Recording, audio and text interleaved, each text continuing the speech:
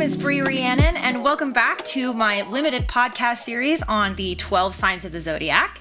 Today is going to be one of my favorite episodes, I'm sure, but really the whole axis. We are on the clown axis now. That is the Gemini Sagittarius axis, and today's episode is going to be about Gemini. We are going to be going over the building blocks of learning the 12 signs of the Zodiac, but really through building it by axis instead of learning each sign separately completely by itself, because that can get overwhelming and it feels like there's a lot to remember, especially when you're going over the building blocks of not just the sign of the Zodiac, but the house, the planet, the mode, and the symbol, as well as all of the archetypes and the definition of the spectrum of frequency contained within all of this energy. And I am also wearing an outfit in theme for each of these 12 signs of the Zodiac. So today, with my Gemini outfit and living on the clown axis, I have on a jersey that says, let me get my hair out of the way, it says, "This is an outrage." And if you are wondering what these little guys are on here, these indeed are dinosaurs being ridden by cats. Yes, I am serious.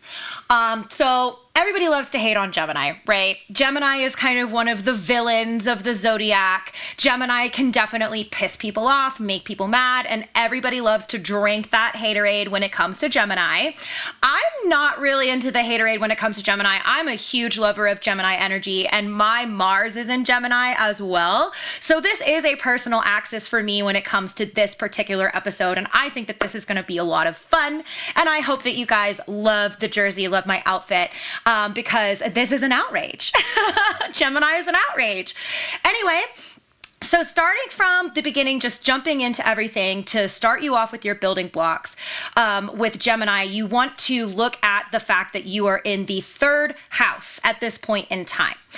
So this is the third house, and then when you're building the whole axis on the other end of the axis with Gemini and Sagittarius, that's also the ninth house. And you learn the axis through polarity as well. Gemini is what I call one of the loophole signs of the Zodiac based on the rulerships contained within both the sign of the Zodiac and within the house. So Gemini rules perspective, duality, and really just like all information. Gemini is the winged messenger. The planet is Mercury. So Mercury is the trickster god in Roman mythology, who is also the winged messenger. So this is the energy of information and transmitting information. But when you are looking at the house rulership and what is ruled inside of the third house, what you find is local perspective, local space, and also short distance travel. Okay. So that's really what you are seeing is what is the information that you take in around you, but also not just intangible information, but tangible physical information and related to travel. So it's also the house of siblings, which you can see in the symbol of Gemini. Once we get there, it's the twins. Okay. So you can see right away, Gemini is covering this spectrum of frequency of things that is all very, very, very related. And even when I say spectrum of frequency and definition, labels of definition of information, that in and of itself actually is Gemini, and it is the third house. So that's why I kind of call this one of the loophole signs of the Zodiac, especially if you're somebody who works with energy, if you practice witchcraft, any of these things, and you harness and use astrology for it. Gemini is really useful. It's really useful to be able to understand Gemini and to understand what the third house represents, because it really is, it's information and isn't absolutely everything informational. Everything contains a definition. Everything contains taking a look at it and assigning some kind of meaning or definition or label to whatever it is that you are looking at, right? So local perspective means that taking in your surroundings and your information that you are surrounded by in your local space is how you even form your perspective at all. And that is what we are looking at when it comes to the building block of the third house. And local travel or short distance travel, which is different from the other end of the axis. Once we get to Sagittarius, you'll see Sagittarius rules long distance travel.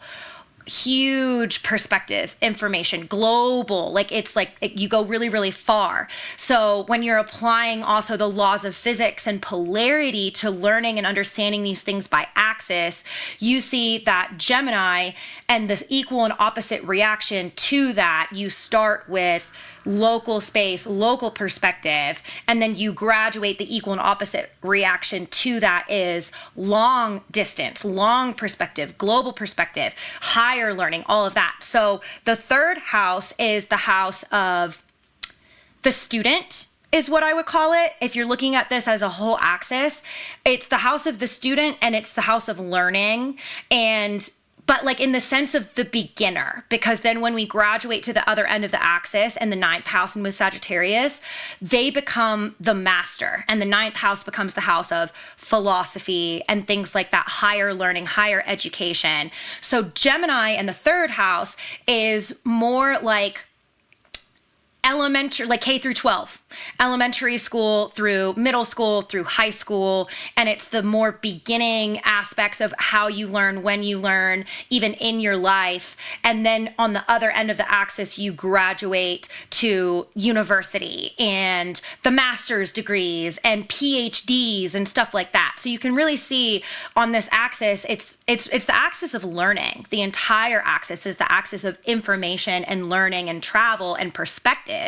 But Gemini has the more localized, closer to you perspective before you travel the world and embrace different cultures and religions and different things that are not, you don't get that in your local space. That's what big part about the third house and the understanding of the third house is that when you think about what your local space is, like your local house, your neighborhood, where you go to school, the people that you meet in your local town and everything that you live in, that's your local culture.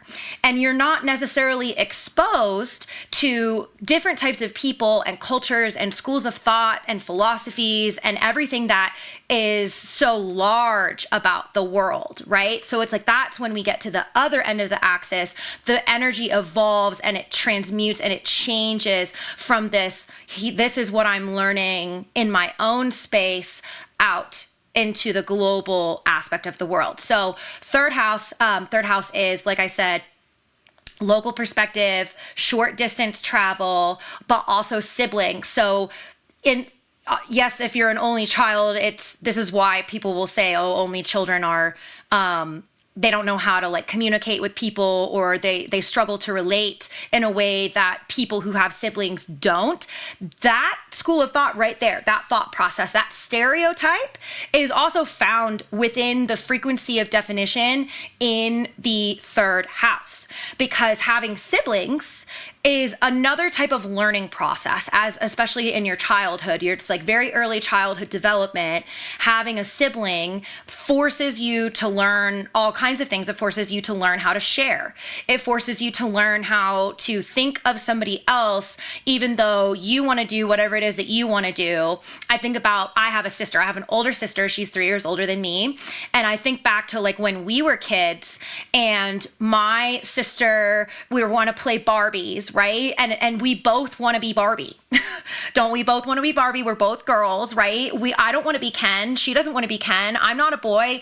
She's not a boy. So then we're fighting, right? And we're fighting over who's going to be Barbie and who's going to be Ken. And that is a learning experience that takes place in the third house, where you develop thinking of somebody else, what somebody else wants through that relationship with your sibling. Maybe there's compromise involved, learning what you want and that you can't always have what you want. So really, this is the house of perspective in a lot of ways, because it takes taking in information that does exist outside of you and then seeing how that information is processed within you. because we came from the first house of identity and the second house of external resources, and now we're coming into the third house. So we're creating this journey through learning these signs of the zodiac. And so you have your identity, you have who you are, and that will contain your information about yourself and like what you want and what your purpose is and what you want to do and these things. And then you are taking that into how can I receive what I need to receive in order for me to be fulfilled and survive and thrive. And that was the second house with Taurus. And now you still have the equal and opposite reaction moving from Taurus to Gemini, moving from second house to the third house. So Taurus was receptive. So talking about the polarity that we are then building in this axis, because as you move from each house to the next, it's not just the polarity on each axis, it's the polarity as you move through first house, second house, third house. So the first house with Aries, if you recall, was projective. And then the second house with Taurus is an equal and opposite reaction to that, because we apply the laws of physics for helping our remembering and our understanding of the construction and the way that the zodiac wheel is built. So then because Taurus, that came before us, before the third house, before Gemini, was receptive, the equal and opposite reaction to that is that Gemini is automatically projective. So again, remember, we're deconstructing some of the traditional ways of teaching astrology here, which is assigning masculine and feminine, gendered archetypes, and unintentional bias can come with that when we're learning astrology, because we do live in a society, we do live in culture, and we have certain perspectives about masculine energy versus feminine energy and what that necessarily means. So in the vein of information and sharing information and learning in this episode, I do want to talk about how astrology usually teaches people that all earth signs and all water signs are feminine energy, and all fire signs and all air signs are masculine energy. And so Gemini, being an air sign, older methods of teaching you astrology are going to tell you that this is automatically masculine, which is, it is that projection, right? So it's like we are assigning projective energy as masculine and we're assigning feminine energy as receptive, but then that can create unintentional biases that are formed within our perspective of understanding. And then those biases can become unintentional blockages to understanding. So what we're going to do is we're going to remove the words masculine and remove the words feminine and only make it about projective, which is the mechanical direction of the way that the energy is either flowing away from you, or when we become receptive, it's flowing towards you. And Gemini is a great sign to really hone in on this understanding because of ruling duality in particular. So duality is the two sides of the coin. And in the human perspective, that can become binary. It can become black and white because we live in a binary world. We live in a binary system. And this is all ruled by Gemini. This is contained by Gemini, okay? So we have a left versus a right brain, a left versus a right hand. We walk on two legs. We have two eyes. Even the earth itself, we have a north and a south pole. So we live within polarity, and that is really understood through Gemini. But in the human experience, assigning things as fully good or bad, or good versus evil, or positive versus negative, that also creates unintentional blockages to understanding, also formed through bias. Because as humans, we decide that we like something or that we don't like something. We decide that something makes us feel good or something makes us feel bad. And what Gemini comes along to do, and what the third house comes along to do, is to really challenge baked in, built in binary perspectives, black and white perspectives, because that's the beginning of duality, is to look at it from a black and white perspective. The graduation of the higher perspective of duality is that nothing is good or bad, nothing is positive or negative, everything actually just is. Right? And whatever we view as good, we can seek and we can find additional information that we can then flip that perspective over on its head.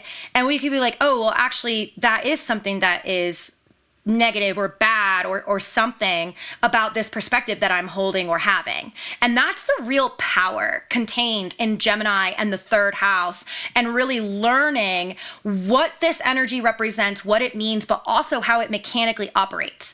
Because you have to have that projective, that energy flowing away from you, mechanical movement aspect of this energy in order to seek and find additional information that you do not currently have. You got to go find it.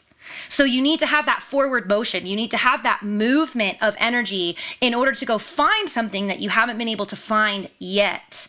And that is also how you can remember that Gemini is a projective energy. So then automatically on the other end of the axis, when you get to Sagittarius, Sagittarius is actually automatically receptive energy.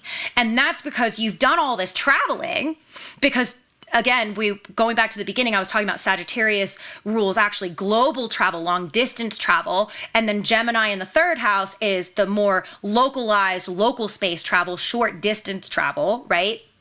So you did all this traveling, and then you need to take in the information in which you made all of this discovery in order to change your perspectives and really learn duality in a new way and challenge what you thought that you knew. It takes reception in order to get there. So that's one of the ways that you can remember the polarity of this axis really, really well, is that it requires that mechanical direction of you got to go move first. And so because Gemini comes first, and then Sagittarius is the other end of the axis, building the polarity of the axis, and there's the plus and the minus on the battery. So Gemini is the plus on the battery, and then Sagittarius is the minus on the battery. And that's really what we are constructing and building here throughout the zodiac wheel. But then also looking at the house that came before you, you can remember that Gemini is automatically projective because Taurus and the second house came before Gemini in the third house, and that was automatically receptive. So there's an equal and opposite reaction. And what is the equal and opposite reaction from receptivity is projectivity. And then we're just going to continue this the whole way through building the signs of the zodiac through axis, right? Okay, so we started with Gemini, right? We're building our building blocks again. Now we've explained what is contained in the third house and the rulerships of the third house. And it's important to remember, just to plug this again, I've mentioned it here and there in these episodes, that when you're learning how to read your own natal chart or other people's natal charts, the rulerships of the house system does not change. And then your ascendant is your birth time, is deciding what sign of the zodiac is going to rule what house. So unless somebody has an Aries rising and Aries ascendant, they're not going to have a Gemini ruled third house. They're going to have something else. So it's like, for me, I have a Capricorn ascendant. So I have, it's like dependent upon degree, but mostly Pisces is my third house of rulership. So I have my local space and my local perspective and my house of learning and information and short distance travel and seeking and finding information is ruled by Pisces instead of Gemini. So that's just how this works when you're looking at the zodiac wheel and how the things are going to spin in order for you to understand your own personal birth chart or somebody else's personal birth chart. So that's why we start with that building block of what is the rulership of the house system, okay?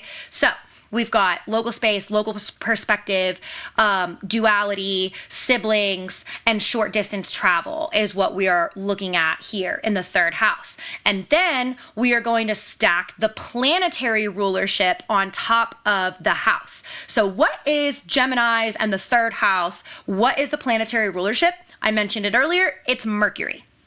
So Mercury, as a planet, it also rules like a couple of signs of the zodiac, but Gemini is the first one.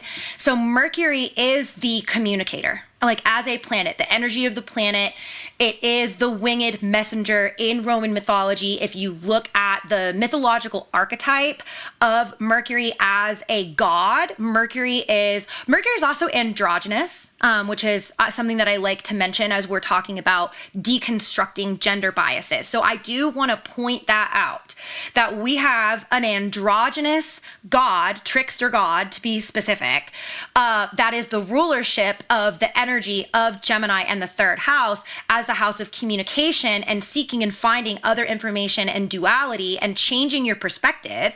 And like I said, whatever you see as good, maybe you could see it as bad. That's the trickster, right?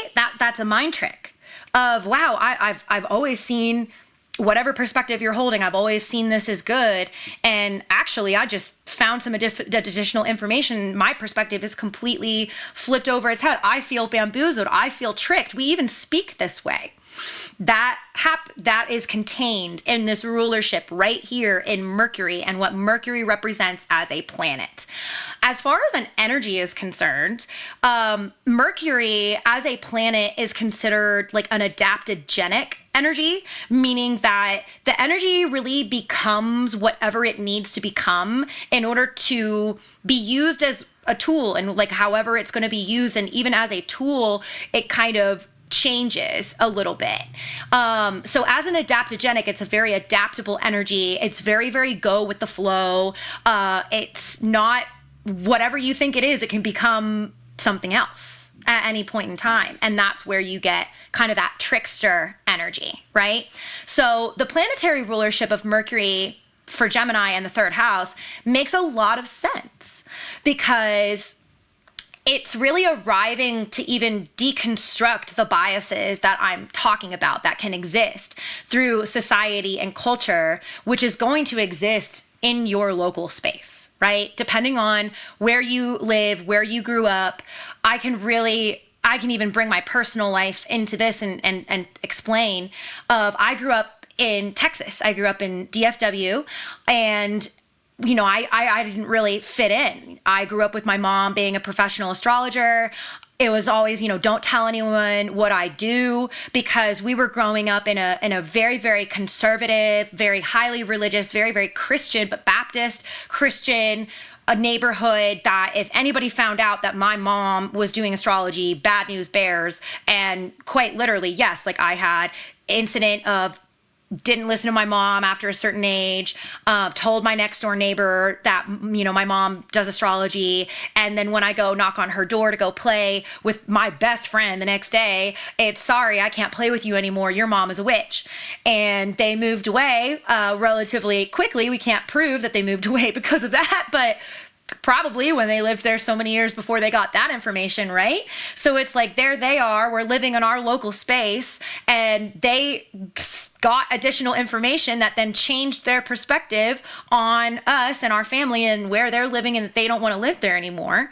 And so all of that is ruled by Gemini and the third house, and Mercury as a planet, the messenger, like sending these messages, transmitting and receiving of information.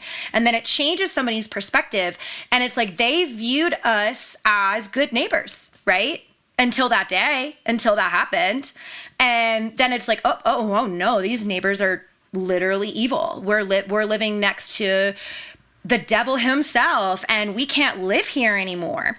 So deconstructing these biases is found because you see where the biases live first, and then you see how that changes your experience. And then had things gone differently, everything would have been different. So that's also why I'm pulling out Mercury as a planetary energy being an adaptogenic, because they received that information and they adapted their entire life.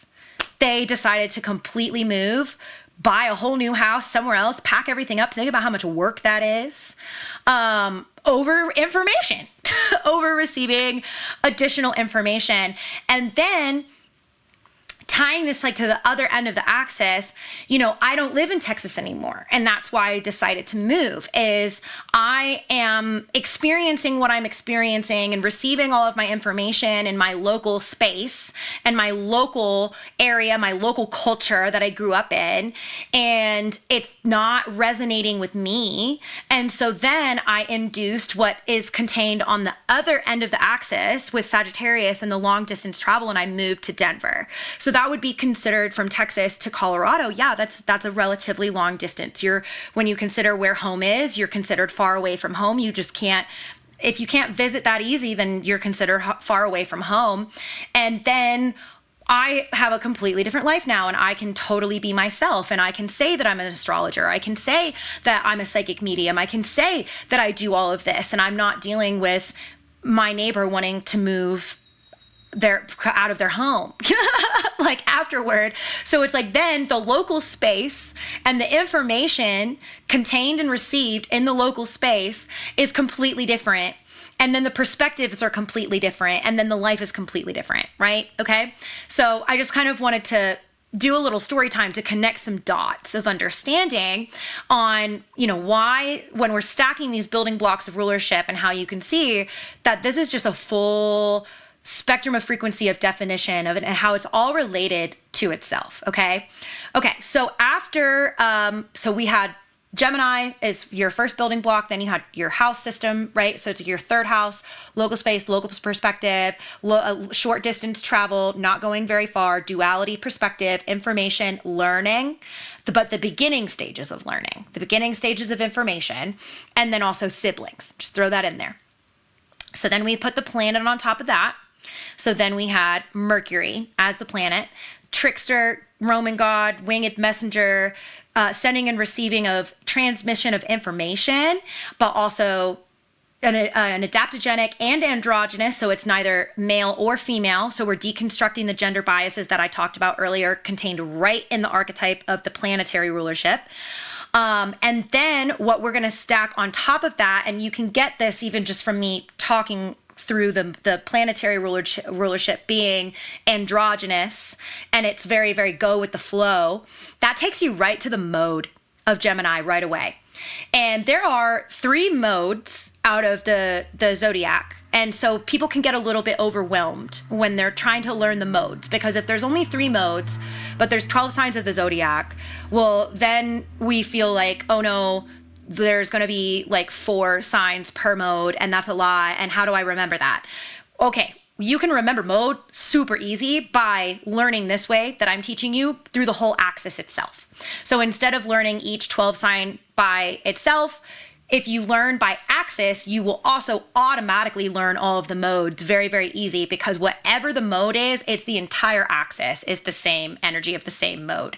So there's cardinal, always comes first, because we are containing the equal and opposite reaction the entire way through the Zodiac. So going back to our first sign of the Zodiac as Aries is a cardinal mode, and the Aries Libra axis, Libra on the other side of the axis, moving from the 1st to the 7th house, is also automatically a cardinal mode. And then when we built the next axis, it was the Taurus Scorpio axis. The equal and opposite reaction from a cardinal mode is automatically fixed, because cardinal is starter energy. It's the beginning of every season. So all of your signs of the Zodiac that start a new season, the spring equinox and the fall equinox is your Aries Libra axis. And then your solstices, your summer and your winter solstice is the Cancer Capricorn axis. Okay. So it's spark of life, newness, new beginnings.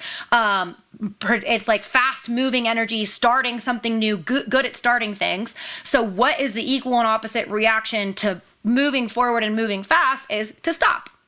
So that's why the Taurus Scorpio axis that we did next was automatically the fixed axis, because the answer, the equal and opposite reaction to motion and movement, is the stoppage of motion and movement. And that fixed energy can also be very controlling, very meticulous, but you take that movement away. It can be very stubborn and everything like that. So then what's the equal and opposite reaction of the fixed mode?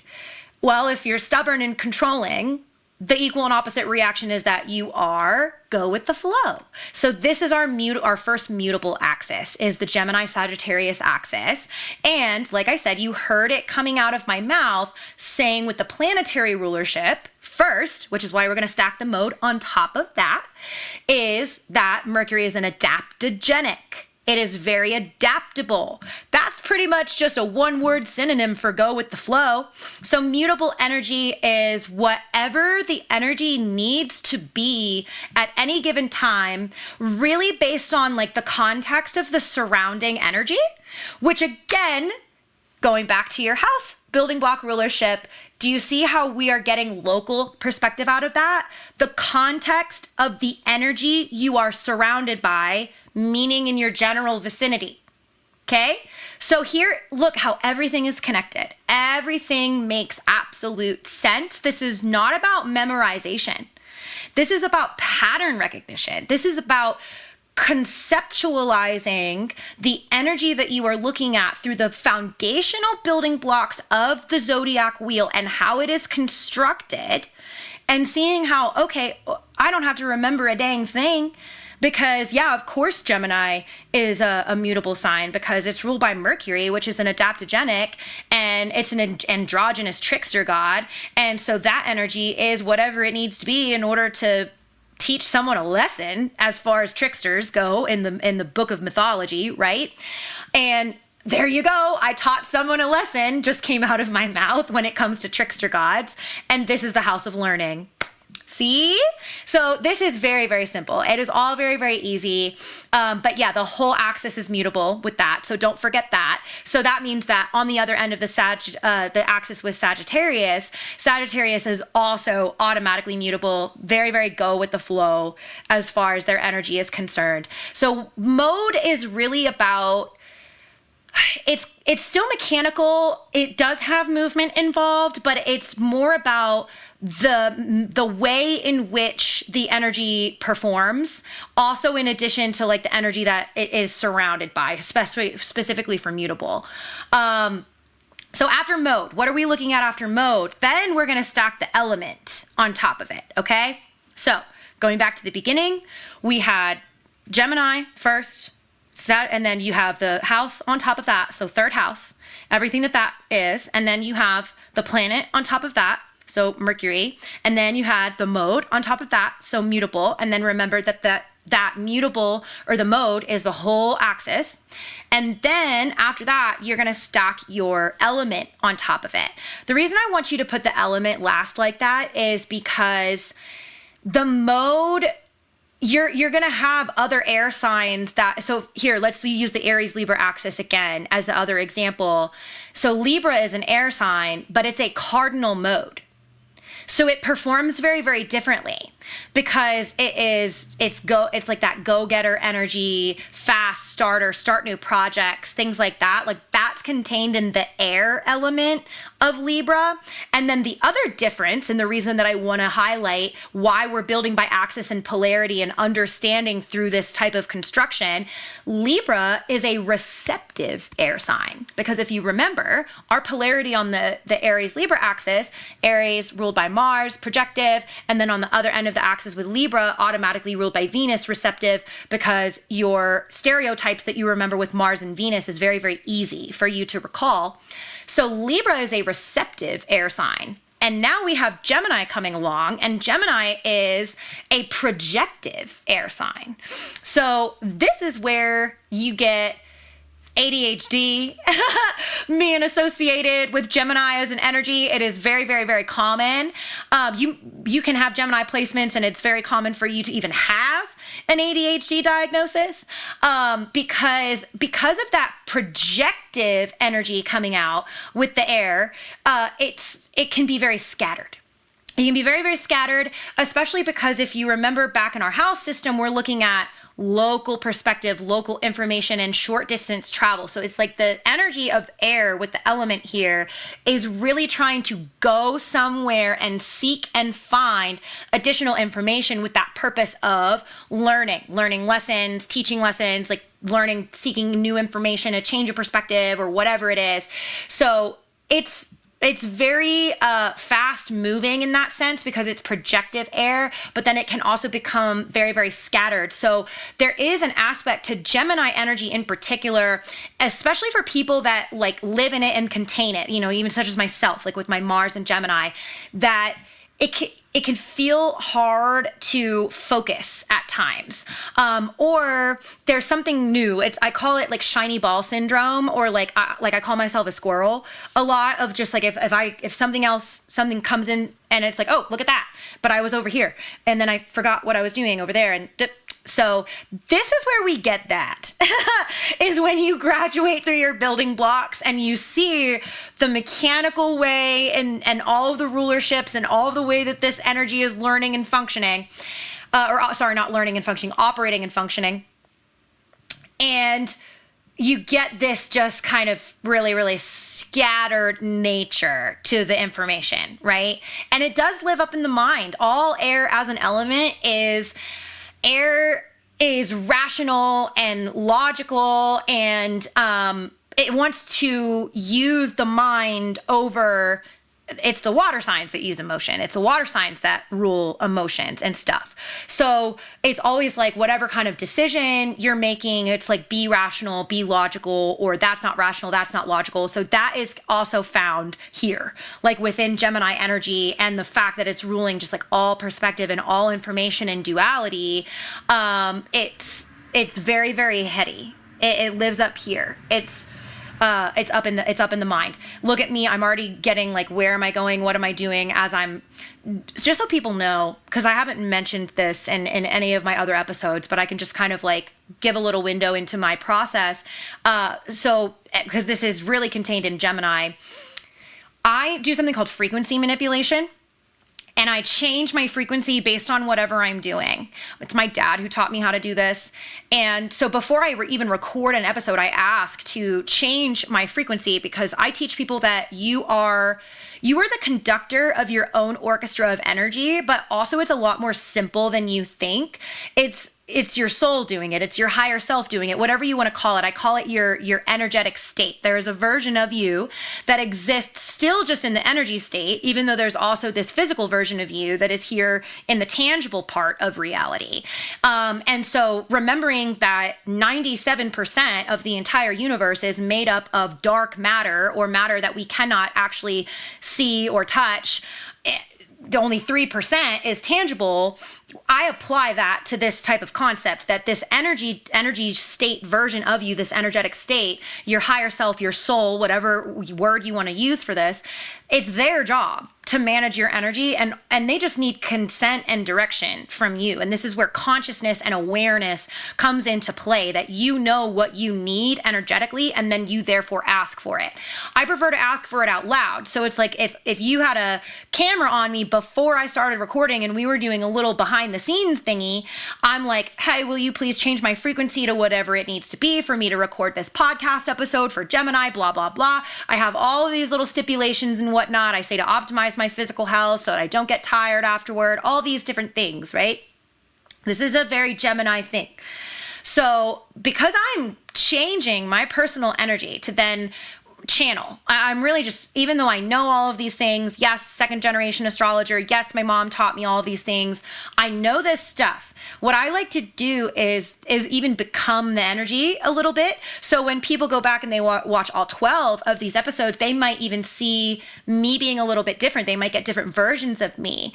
That's a very, very, very Gemini trait that I have. It's very obvious that my Mars is in Gemini, is because Gemini is sort of like, it's like a radio station, I guess, is how I see it. And channeling the energy, I'm just an antenna. Human beings are, all human beings are. You are just a living, breathing, walking, functioning, conscious, sentient antenna that is walking around, and you are constantly sending and receiving. You are transmitting, because transmitting means both sending and receiving information and energy. And a lot of it is intangible. And so this is where the understanding of Gemini is really, really, really important. And managing your own energy is really, really, really important. And so I'm already noticing as I'm recording this episode that, and I even like said that, like before I got on here, I was like, I hope that the distraction and like when I was writing it for my website, all the air signs, not just Gemini, but all the air signs in general, they took me so much longer than the other signs did because I kept like, I don't even know what I was doing sometimes. And I kept just getting fully distracted. And what's super funny is I actually do not like have or hold the traditional or clinical ADHD diagnosis. I can't. I got EEGs on my brain to like prove that I also like I don't have it. So I'm not even eligible for any kind of like treatments for this. It just exists like in the energy. So hopefully I do okay on this episode, and hopefully that it's like, even though we might be bouncing off the walls and bouncing around, and it might end up having a very, very different, the other episodes might seem very, very structured versus the Gemini episode might not be very structured because like I said, it's like shiny ball syndrome, squirrel syndrome. There's some scattered nature into this energy, and bringing back my focus, we're in the building blocks. So talking about the element, and that it's where that comes from. So last building block that I want to go over, but let's go back to building them, right? So you start with your sign. What sign are we in? Gemini. Okay, well, what house is that? The third house, the house of local space, local perspective, local information, short distance travel, siblings, learning, duality, perspective, all of those things, right? You got your list. And then we had the planet stacked on top of that. So we had Mercury, the Roman trickster god, who is also androgynous, but the winged messenger. So communication, sending and receiving of information, which is important, and also adaptogenic and androgynous. So taking away those gender biases that I talked about in the beginning, which also helps us remember the polarity, which is projective, just to throw that in there. And then we had the mode stacked on top of that, which is mutable, which is very go with the flow, which is also found in the Mercury's in an adaptogenic sentence. And then we stacked the element on top of that. So this is a projective air sign. This has a lot of movement, forward movement, and then can contain that just kind of like scattered little scattered brain, shiny shiny ball syndrome. And then after that, if you cannot remember anything at all, I always have people stack the building block of the symbol absolutely last, okay? Because a symbol, when it comes to learning and these archetypes and the 12 signs of the zodiac, so if you're just like looking at a zodiac wheel and it has like no words written on it, what you see are the symbols. So if you cannot remember anything that you learned and all you are looking at is the symbol, and you can even go into like your emoji keyboard and search like the sign of the zodiac, and it comes up like with your symbol that you can send somebody. So the symbol for Gemini is the twins. So if you forget everything else, you can just look at the symbol and the imagery and like what is evoked out of that image. Because whatever symbol was chosen for all of these signs of the zodiac was deliberate. And this imagery contains all of the information that you get after you learn these 12 signs of the zodiac and bi-axis and all the things that are contained in the construction of the zodiac wheel. So Gemini symbol, the twins. Well, you just got your house system rulership again with that. And like remembering that your third house is the house of siblings, because there you go. The Gemini symbol is the twins. It's basically on like with the emoji keyboard, it looks like two columns, and then they have like a little kind of curved on top of it. So it's like, that's where you get the twins out of. But the twins, like I said, it's not just siblings, but there's where you get duality. And that like, kind of like the yin yang, I would associate the yin yang with Gemini as well, even though it is not like the traditional symbol like of the twins. Your brain like goes there, like with this kind of stuff. So that's where you get perspective, and also different types of perspectives, that black versus black versus white, light versus dark, positive versus negative. So that you can get out of the symbol that this is duality, right? This is the sign and the house and everything. This is the part of the zodiac that rules duality. What is duality? That, well, nothing is really good or bad. Everything just is. It's all like human assignments of perspective. So you can get that out of the symbol as well. So that's why I have the symbol last. Is, let's say that, you slept and you're trying to learn astrology and you're working really, really hard and you're feeling like you're struggling to like remember certain things, or you feel like you just struggle to learn, or this feels like a lot. So just, if you forget everything, you forget all of your other building blocks that even took us to the symbol, putting the symbol last also takes you back down through the building blocks that you built up. So anyway, I think that is, that's pretty much it on where we're at with the definition of everything. So the last thing that I want to talk about, is kind of like the stereotypes that come like with these archetypes, and also like how the energy can go into detriment. Like I'm mentioning things like hard time focusing can come with this energy, ADHD vibes, like things like that. So pop astrology and mainstream astrology, and then this is really important to get really honed in on, learning Gemini in the third house and also the entire axis, like the Gemini Sagittarius axis, is that we have put certain pieces of this energy like into boxes. And Gemini is a really, really good one to talk about this with, because like I said in the very, very beginning, Gemini is considered kind of like one of the villains of the zodiac. And it's like people love to hate on Gemini energy. People love to be like, oh no, you're dating a Gemini, good luck to you. Like there's a lot of haterade when it comes to Gemini. And one of those stereotypes that pop astrology really pulls out is being two-faced. And we keep saying, this is about duality, this is about perspective, and that whatever you view as good, you can seek and find other information and you can flip that coin over and you can see it as bad, right? And then in our building blocks, this stereotype of being two-faced can also be seen in that image of the twins, that there's like two faces with that.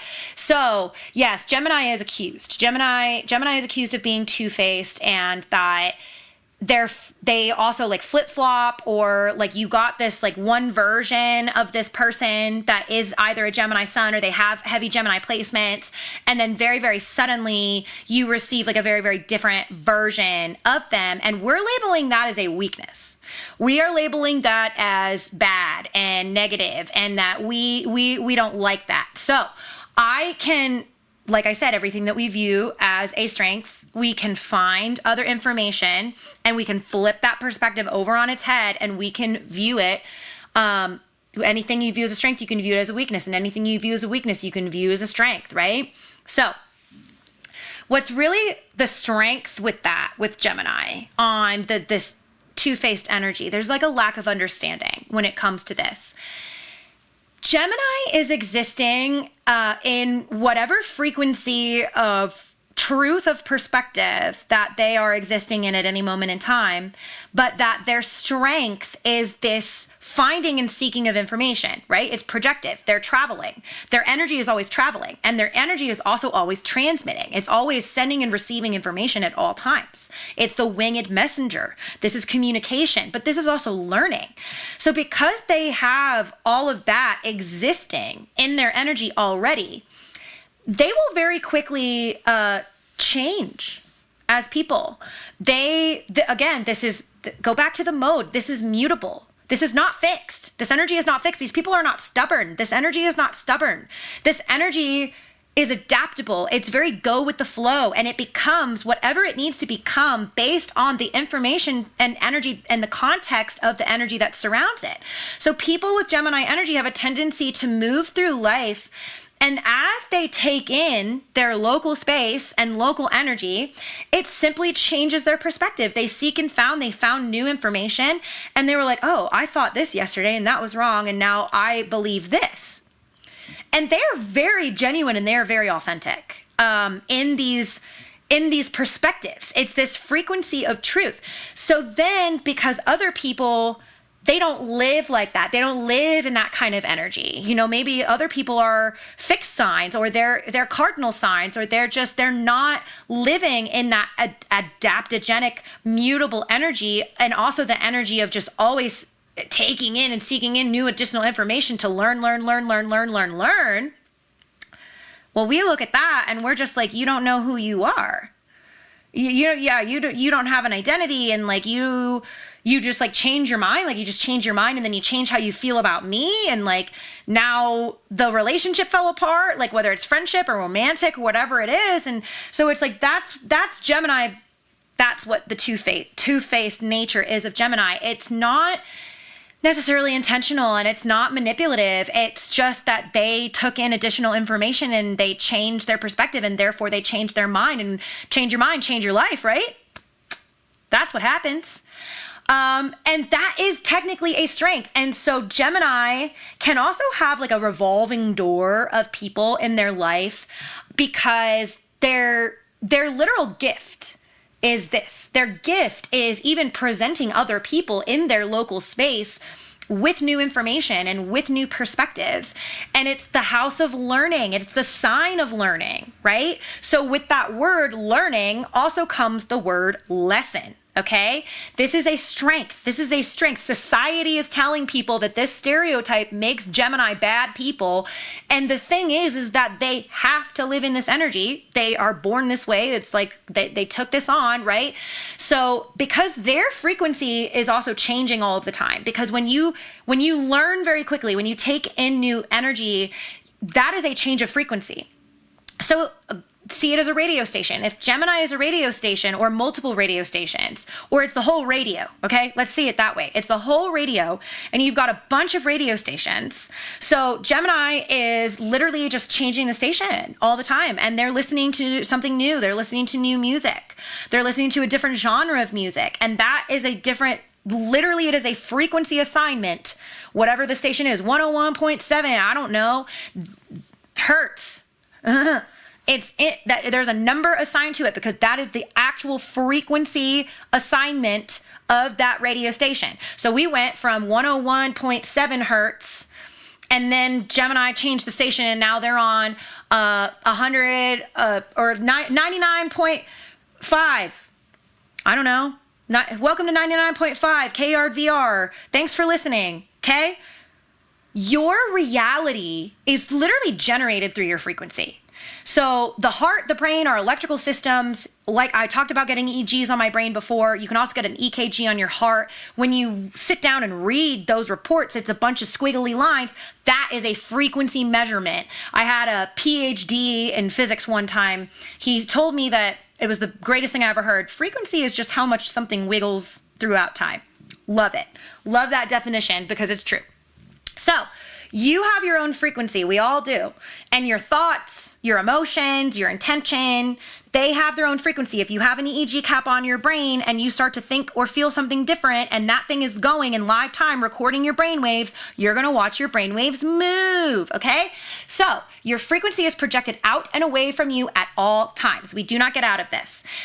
And then the universe responds with the laws of physics. The equal and opposite reaction is to send that same frequency back to us. So because Gemini is existing on one day 101.7, that frequency got projected out, 101.7 hertz. And then 101.7 hertz got sent back to them, and then they collected people in their reality that were also 101.7 hertz on that radio station. And then they had fun. They developed these relationships. They're living on 101.7 hertz for months because they just really like that frequency.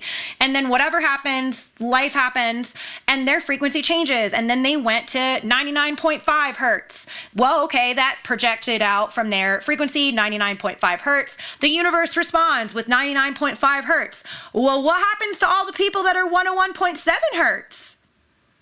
Oh, well, that's not the same frequency, and maybe it's dissonant. maybe it's not working. And so Gemini changed their frequency to 99.5, and now they've collected all these people that are 99.5 hertz, and they're like, well, I resonate with these people better, and all of these people that were 101.7 hertz, I no longer resonate with them. And so then those people have to leave the reality, leave the life, whether it's painful or not, with those exits. Sometimes it's not. Sometimes it's like these people just, boop, they're just gone. They're just poof, gone and away. So like I said, mainstream pop astrology is going to call Gemini the villain for living this type of life. But what their gift is that they take their frequency and they are teaching everyone around them. They are the teacher. Gemini is a teacher. They are the student and the teacher simultaneously, because it's the twins. It's duality. It's always both. Everything is true at once. Okay? Because everything is true at once. So it's both their gift and their curse, that they have this revolving door of people in their life, and we see this as a bad thing. And it's just, I really want to challenge that. I really want to challenge that perspective, that if you are living your authentic and genuine truth at all times, and all you did was adapt and learn, and then that caused you to like no longer have somebody in your life because you changed, and they weren't able to change with you because you're frequency matching with everybody in your reality at all times, because that's how the laws of physics work. We don't get to get out of that. This is mathematic, y'all. This is scientific. This is not Gemini being a bad person. So I just really want to stand on my soapbox when it comes to that, and just really, really challenge the perspective about Gemini being a villain of the zodiac in general. And I really hope that this gets to people that have heavy Gemini placements. And like, what do I mean by heavy Gemini placements? Sun, Moon, Mercury, Venus, and Mars, or ascendant. So are you a Gemini rising as well? That's a lot. That's a lot of placements. It's a lot of people. And I am sure that you have being accused of being the villain in somebody's story. At some point in time, you've been accused of you being two-faced and manipulative. And you're not like that. Like, you weren't like this before. Now you're a different person. I don't even know you. You're terrible. I hate you. Bye. So bless you. Bless you for being willing as a soul to take on the burden of responsibility of existing as a transmitter and an adaptogenic of information to help people learn and teach and grow, and that it is your responsibility to be constantly being the student and the teacher in life. And because you're constantly teaching everybody around you, I mean, this is going to make me sound mean, but like, aren't people dumb and aren't people idiots, and doesn't everybody need to be taught? So there you go. So you got to find as many as people as possible, because we call it common sense, and we shouldn't anymore. No one has common sense, and everybody needs to learn, and that's your job as this sign of the zodiac and as this energy. Well, I think I'm running out of time. Normally I would want to talk about how Gemini becomes grounded. So I'll just like plug that really, really quick. Whenever Gemini becomes in detriment and ungrounded, and I was talking about how that leads to like lack of focus, ADHD vibes, things like that, scattered, the energy being very, very scattered, the energy can become focused. It can become grounded. How does that happen? It happens in the other end of the axis within Sagittarius energy. So if you do have heavy Gemini placements and you do feel ungrounded in a lot of ways, go interact with Sagittarius energy in some way. And we can also probably even like get into this in the Sagittarius episode a little bit more, just because then you're going to see what Sagittarius rules and represents. But really what Gemini needs to do is become receptive in order to become grounded, because it's such a projective energy and it's such a fast moving energy, and it's so quickly changing because it's mutable and it's the adaptogenic. You got to work on grounding more than anything. And I like to teach people to ground through just ask for a frequency shift, whatever my frequency needs to be in order to ground, because we may not be grounding on Earth energy. Maybe we need to ground in Venus energy. Maybe we need to ground in Mars. Maybe we need to ground in Jupiter energy. I don't know. Maybe we need to ground in Atlantis. I don't know where your energy ever needs to ground, but work on grounding if it goes into detriment, but also interacting with higher levels of schools of thought, learning, philosophy, the master, like that kind of stuff. That is what is going to ground Gemini, because Gemini also has the phrase, jack of all trades, master of none, and like bouncing around of like, oh, I only learned a little bit of this and I'm not sticking with it. It will help you. It will help Gemini energy. It'll help you be grounded, to become more focused, to stick with it, and to do things in a more prolonged way, which is the energy that you find in the other end of the axis with Sagittarius, but also slow down, stop moving, and receive. Open yourself up to receiving, and then that will help you become more grounded as well. So that's good. I think that's the end of this one. If you guys want to find me on all of my socials, I am Brie Rhiannon on all platforms. So Brie like the cheese, Rhiannon like the Fleetwood Mac song. If you're only listening to the audio of this and you need to know how to spell something, it's Brie, and then Rhiannon. I am Brie Rhiannon literally everywhere, absolutely all platforms. That's where you can find me. But I am the most active on Facebook and Threads because I identify the most as a writer.